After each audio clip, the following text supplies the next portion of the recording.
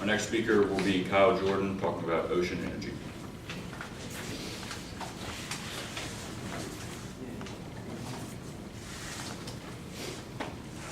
Alright, what's up y'all? I'm Kyle Jordan. I'll be talking to you about various different types of ocean energy that humans can harness.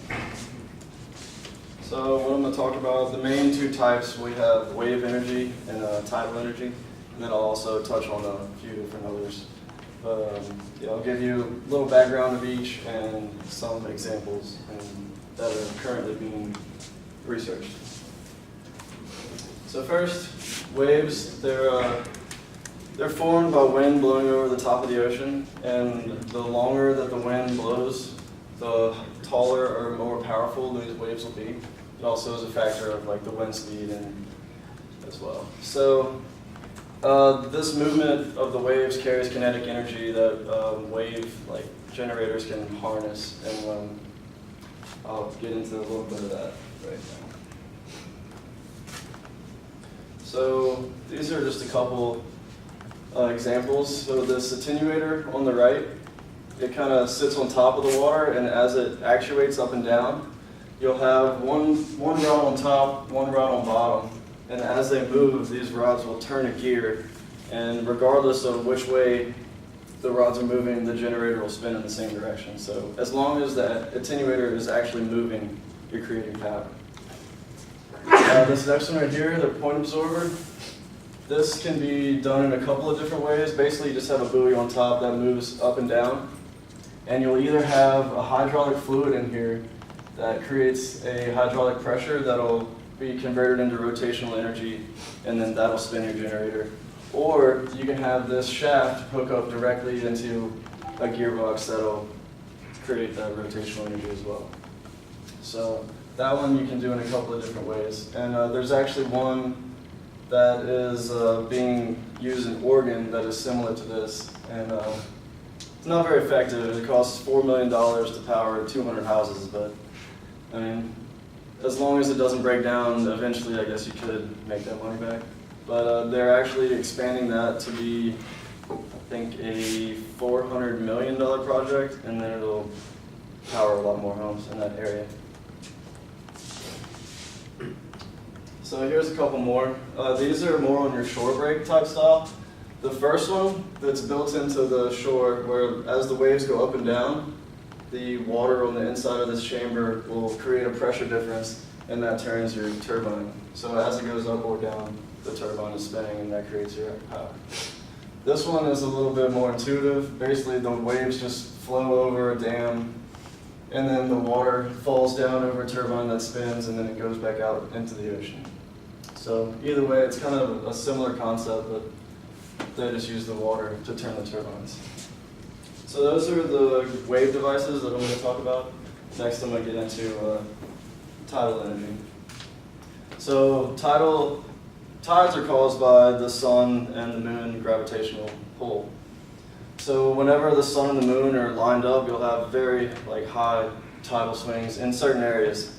Now, I mean, obviously, this won't be a big factor in, say, like the Gulf of Mexico or something. But if you're somewhere where you have like a tidal swing of maybe about 16 feet that they have in Alaska, or northwest parts of, or just north in the hemisphere in either Europe or North America, these can be applicable.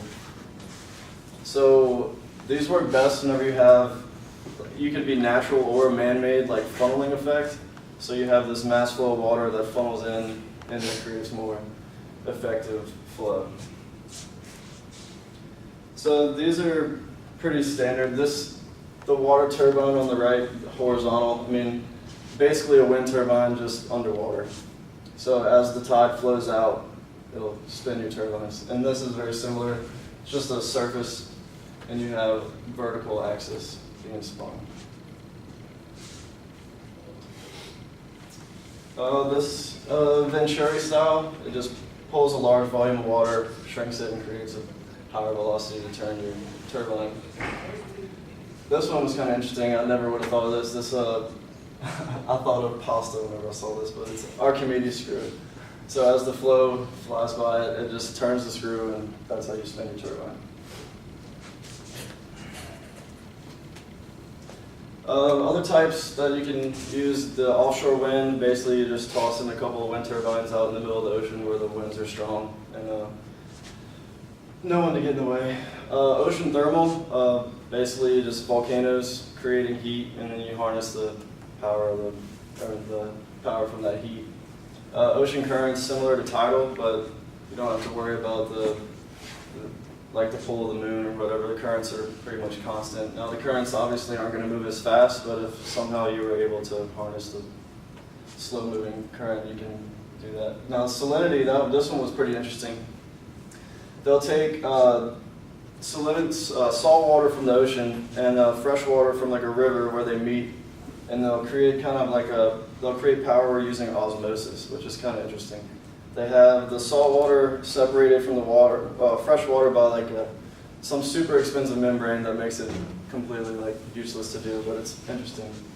The water from the salt side like flows through by osmosis into the fresh water, and that water will rise and create a pressure difference that turns your turbine, similar to one of the previous examples. But that one's actually, I think, in Norway. That's a big project over there. And yeah, these are sources. Any questions?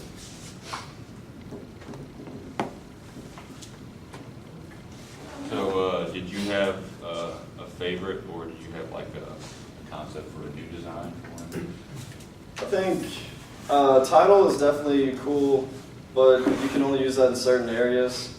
I think wave generation is much more applicable, especially like on the Pacific coast, how we have like the Pacific Ocean creates huge waves, especially like northern California and northwest US. So I think probably the buoy design where it just like flows up and down is probably the most simple. The one on the left-hand side where Yeah. it hits? I think this one right here is Okay. probably the best, especially like for close to shore. That way you don't have to have like lines going miles and miles and miles out into the ocean. All right. Plus, you can do multiple different applications with either hydraulics or just straight shaft. So what are the problems associated with this kind of? Problems are this like the water. I mean, the ocean is pretty harsh, and sometimes like the environment can be like unpredictable. Can get super harsh. There was actually a Canadian company that spent $40 million on a wave like generator, and then it sank and then complete loss. So there's that. So I think just the environment is probably the most risky part. Yeah, I think maintenance cost will be pretty high. Yeah. All right, thanks.